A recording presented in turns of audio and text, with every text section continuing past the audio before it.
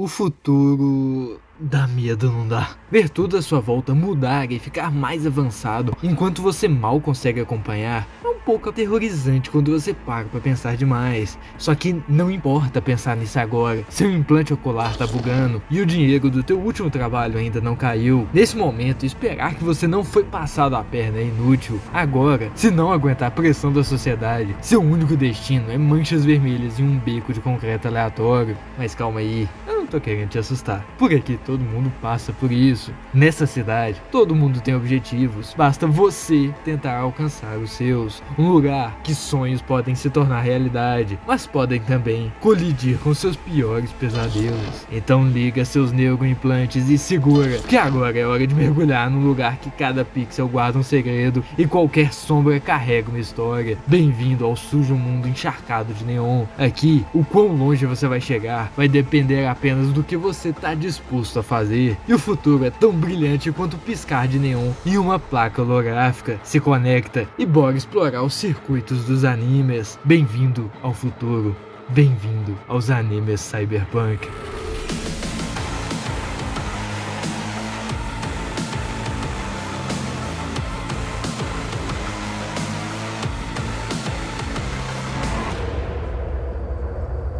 A gente tá à beira de uma fronteira digital. Pra trás, um mundo que até então era normal. Na sua frente, o mundo físico é menos importante do que o que se passa dentro de máquinas. Numa situação dessa, seria bom se você tivesse um guia do que fazer e do que esperar, né? Porque amanhã uma IA pode vir e roubar seu trabalho de boa. E aí? Bom, acontece que o melhor guia humano é a imaginação. E a imaginação dentro da cabeça orgânica de várias pessoas já colocaram o trabalho de fazer um caminho na sua frente. Um caminho que na época dessas pessoas era apenas ficção. Mas hoje, a realidade se aproxima mais e mais do fantasioso. Histórias assim são chamadas de ficção científica. Mas eu tenho certeza que quando essa palavra passa no seu drive de cérebro desatualizado, você não pensa em coisas cyberpunk. Porque, né, é outro gênero de histórias. Só que gêneros evoluem. Os que começam de um jeito, depois de se estabelecer, pessoas exploram fazer o mesmo de outras maneiras. Então a ideia de cyberpunk começou a dar as caras. O ano é por volta de 1970 e 1980. O gênero sci-fi já ficou manjado demais para alguns autores. Aí eles pensaram, e se eu colocar coisas que estão começando a aparecer agora na vida real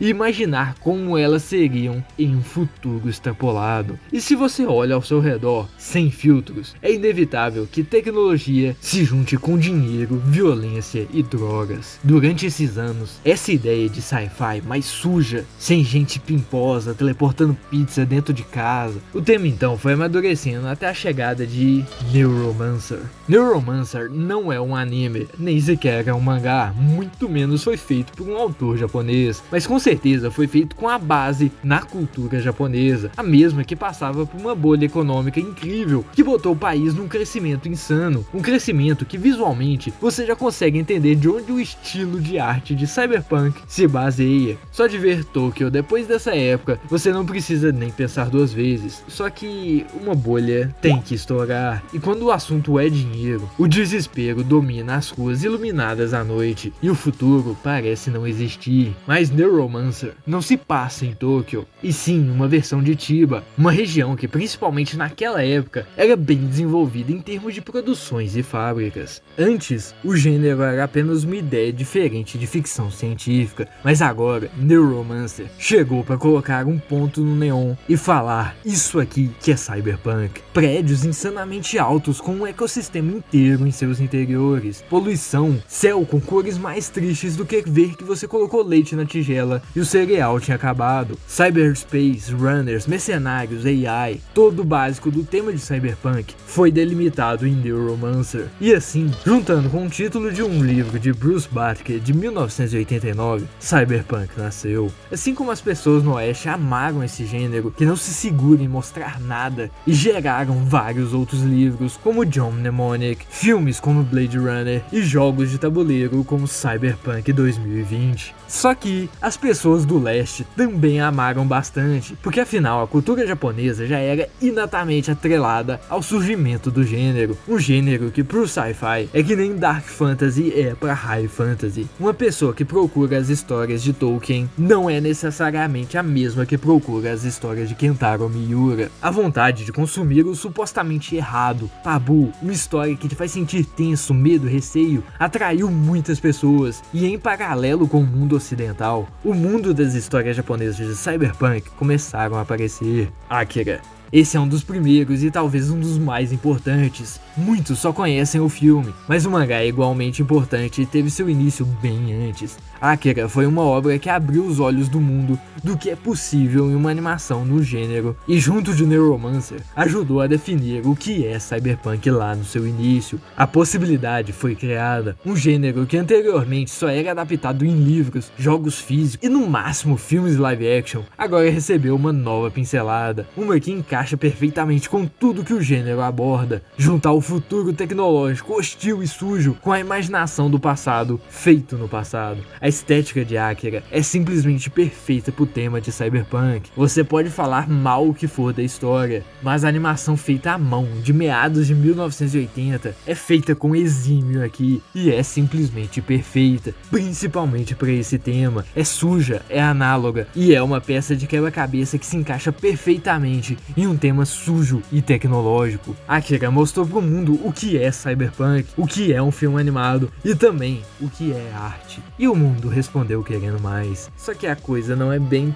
preto no branco. As definições comuns do gênero cyberpunk ainda demoraram alguns anos para amadurecer, e outras histórias depois de Akira foram surgindo, mas com alguns aspectos diferentes do que hoje reconhecemos como cyberpunk. O mangá de Akira foi inicialmente lançado em 1982 e foi recebendo uma grande atenção de leitores e outros autores até mesmo antes do seu filme de animação sair em 88. Um desses autores se chama Shirou Masamune. Se você reconhece esse nome, você já deve saber o peso que esse cara carrega nesse gênero. Mas calma, ainda a gente tá em meio aos anos 80, o que você tá pensando ainda não existe, tá? Então, um ano depois de Akira, esse novo autor aparece com um doujinshi, Buraco Mágico, também conhecido como Black Magic. Esse doujinshi se mostrou bem diferente e se destacou, então colocando o nome de Shirou Masamune na cabeça das pessoas. Uma história que você já consegue perceber perfeitamente as tendências de conflitos em um ambiente sci-fi do autor,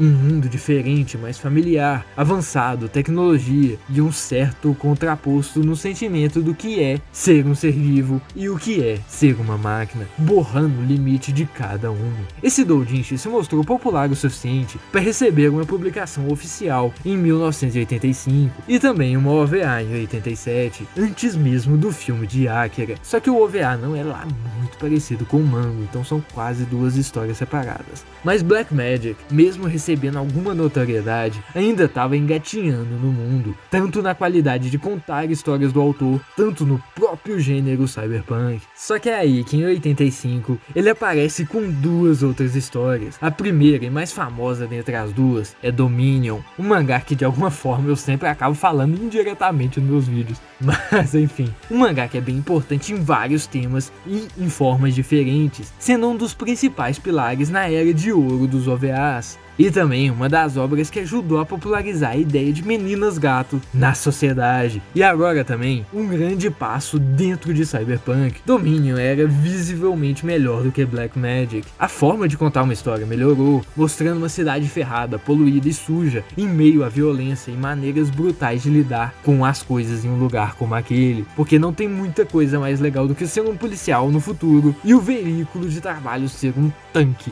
Mas aqui a história também engatinha no meio de cyberpunk. Não são todos, mas vários pontos que são comuns no tema hoje em dia têm presença aqui. Hackers, organizações, globalização e, é claro, androids, isso. Só que Dominion é bem curtinho, e no mesmo ano, Shirou Masamune dá início a Appleseed. Similar a Dominion, a qualidade de Appleseed mais uma vez aumenta e durou até meados de 89, e foi até popular de alguma forma. Uma história que só os old heads devem normalmente conhecer, porque fora do Japão não teve tanta atração assim, apesar de ter gerado vários filmes e até uma série de anime, além da OVA padrão, recebendo até prêmios de qualidade. A Bull City é simplesmente um juggernaut nessa trajetória toda do que estamos falando nesse vídeo. Não, literalmente, um juggernaut. Uma das poucas histórias que mechas recebem um nível substancial de atenção no gênero, que agora começa a se solidificar em uma forma que talvez reconhecemos mais hoje em dia, sem pensar duas vezes. E agora, se não conhecia, você já tá começando a entender o peso do nome que Shiro Masamune começou a ter, né?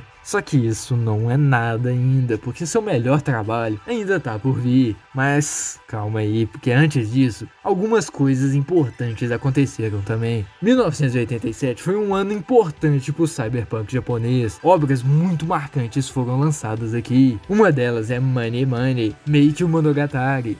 Ah, você não conhece?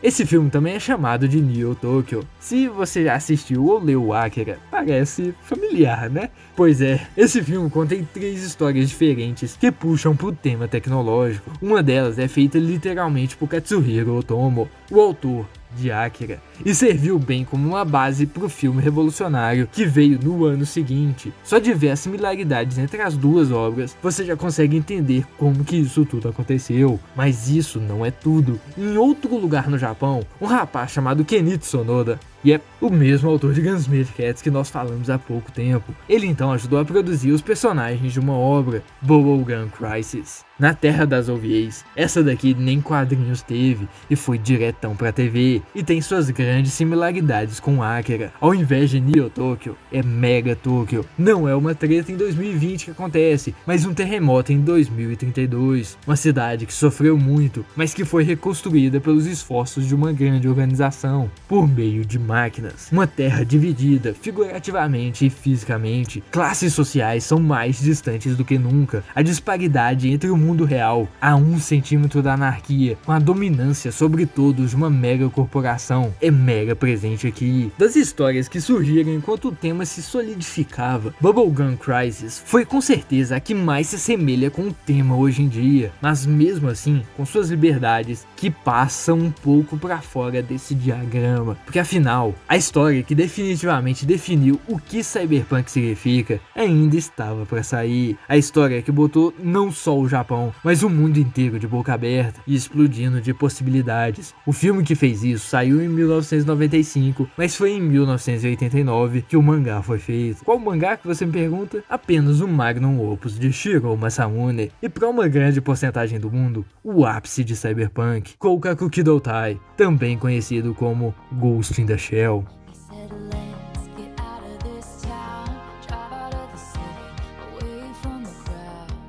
Se você chegou até esse ponto em um vídeo só sobre cyberpunk, é bem provável que eu nem precise explicar o que é Ghost in the Shell, né? O que Akira foi pro início do gênero, Gitz foi pra solidificação do mesmo. A aventura de Motoko Kusanagi, naquele mundo horrivelmente tecnológico, brutal, pesado, um lugar que tudo vale pra sobreviver, e a infinita jornada de descobrir o que é a humanidade e o que significa ser uma pessoa ou uma máquina, repercutiu pelo mundo. Uma personagem, ela, que é apenas uma alma e uma cidade absurda que vive como um organismo, uma grande máquina, um fantasma e uma concha. A visão delimitada da vida começa a se misturar e borrar nas infinitas possibilidades que a tecnologia produz e continua a criar. Qual é os limites disso tudo? O quanto a máquina estéril vai durar e o quanto o sistema biológico vai aguentar em tal lugar. Implantes, olho tá ruim, põe outro, tomou um tiro na perna, é só pagar uns $300 e o preço da operação, que em algumas horas é como se nada tivesse acontecido, porque afinal, memórias não se passam de data points dentro da cabeça de alguém.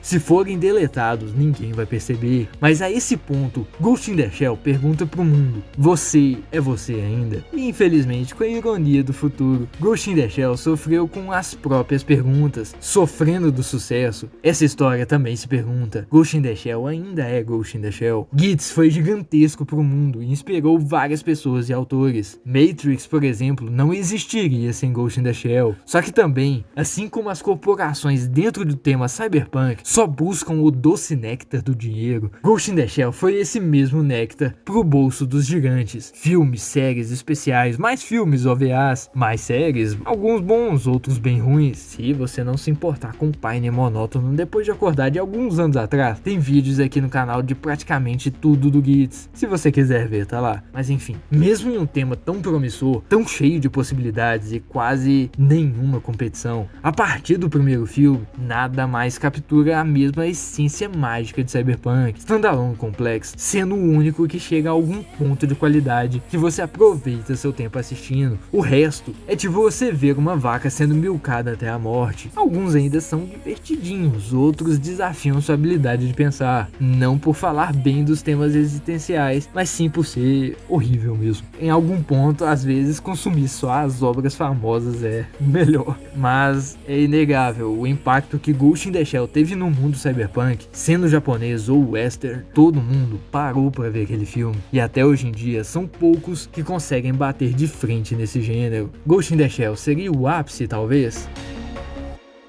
Então, a partir daí, o gênero agora tá bem maduro, seus temas são bem definidos, e a primeira obra que colocou tudo em prática se encontra talvez no ápice de tudo aquilo. Agora é a jornada para tomar o seu lugar. Será que alguém consegue? Dominion ainda dá seus pulos ao longo dos anos, mas nada tão notável. A Pulseira é a mesma coisa, mas esse ponto é tipo você lutar contra você mesmo, né? Chegou Masamune quase ter um monopólio disso daí, mas só que eu esqueci de falar que a competição já estava rolando desde 1990. Gamo, uma história lançada por um braço da Jump, que batia de frente com Ghost in the Shell, talvez não com tal popularidade insana, mas também com um grande público. Foi mal. Talvez você conheça essa história como Battle Angel Alita. Nesse mesmo ambiente, na explosão de Cyberpunk, algumas outras histórias andavam lado a lado com esses dois gigantes dos anos 90, algumas com mais sucesso do que as outras, Cyber City Oedo, Armitage 3, Genocyber, até que em 1997 apareceu Blam e subsequentemente Noise, uma história que aborda de uma forma diferente toda a ideia de Cyberpunk, com mega estruturas que são muito maiores do que até planetas, corporações, robôs construtores e até a internet ou o estabelecido cyberspace de Neuromancer, com terroristas e vagantes numa cidade humana alienígena, fisicamente e ciberneticamente. Blam não é uma história que tem a mesma fama de Ghost in the Shell, mas é uma que acabou um nicho bem forte no meio da comunidade, sendo aqueles que gostam de Cyberpunk ou aqueles que só gostam de uma boa história mesmo. Seus visuais e a jornada naquele lugar relativamente aterrorizador são o suficiente para quem gosta de histórias que te fazem viajar no que é mostrado na sua frente. E antes da época moderna, no ano seguinte saiu uma obra bem divisória nesse gênero, uma história que para uns é impossível ser mais cyberpunk, mas para outros é impossível ser cyberpunk pela falta de alguns aspectos. Essa história é Serial Experiments Lain, uma história que se você não tá ativando todos os seus 3 neurônios, você não vai entender nada do que tá rolando. Uma história existencial por natureza, que te mostra o fino balanço entre a vida real e a vida virtual, a diferença do seu eu físico e do seu eu criado e manufaturado por tecnologia. A mensagem de Lain é ditada por você, quem é você e a época que você faz parte no mundo. Quem assistiu nos anos 2000 teve uma experiência completamente diferente dos que assistiram em 2010 e vão ser completamente diferentes também do que assistiram em 2020, 2030 e no futuro. Uma obra atemporal insana que simplesmente todo mundo tem que assistir em algum ponto. Só que Lain é um caso em particular quando falamos especificamente de Cyberpunk, porque aqui não temos cidades gigantescas, neon, luzes ou gente bizarra para todo lado. Aqui nenhuma cidade grande é mostrada direito assim. Casas normais de bairros periféricos são o foco. Cores análogas de uma animação feita à mão são o suficiente para provocar o sentimento ruim e inquieto de um mundo estaticamente em movimento e sem um sentido real de existir que te faz pensar. Só que por causa disso, de ter apenas uma porcentagem do gênero inteiro de Cyberpunk, algumas pessoas podem ser resistentes a chamar Lain uma série Cyberpunk, mas assim como quase todas as histórias que já falamos aqui, são poucas as que seguem a mesma linha e padrões inteiros de temas do gênero de Cyberpunk, então no final das contas fica ao seu critério. Com a virada do milênio, a frequência de histórias surgindo no gênero foi diminuindo. É claro, teve algumas histórias que esbarravam nele em diversos níveis de puridade e talvez tentavam fazer seus nomes, algumas com mais sucesso do que outras. Paprika, Psycho Pass, Akudama Drive, Dimension W e, é claro, os incontáveis Ghost in the Shell aleatórios por aí. Mas todos sempre com o mesmo tipo de ideia base, mas com formas diferentes de se desenvolver. Com o passar do tempo e o que as pessoas dos anos 80 e 90 viam como futuro se tornando cada vez mais real e morfando no presente, o interesse geral de Cyberpunk em um formato de anime diminuiu um pouco, apesar que, tirando algumas histórias-chave ali, sempre foi um gênero menos popular nas massas. E assim como o sci-fi começou a passar uma sensação que já tinha sido solucionada e talvez já estava um pouco entediante demais, Cyberpunk também começou a passar a mesma sensação, ver o entra e sai de diversos Ghost in the Shell abaixo da média, que nunca chegam nem perto do potencial do primeiro filme, ou do tema em si, que tem muita coisa a ser explorada, começou a fazer o gênero esfriar e ficar talvez sem graça. O futuro talvez começou a se tornar real demais para uma imaginação antiga, só que talvez do nada tivemos uma surpresa. Então, olha a minha volta, esse jogo pode não ter sido a melhor coisa do mundo, pode não ter tido dos melhores lançamentos, mas é impossível negar que o mundo que Mike Pondsmith fez no auge do tema lá atrás não é sensacional, né? E com isso, mais uma história brotou, uma que ninguém esperava dar certo, por diversos motivos. Uma que não só a si mesma, mas carregando um gênero inteiro nas suas costas, ficou à beira do precipício e, ao invés de cair, decidiu correr. Cyberpunk Edge Runners.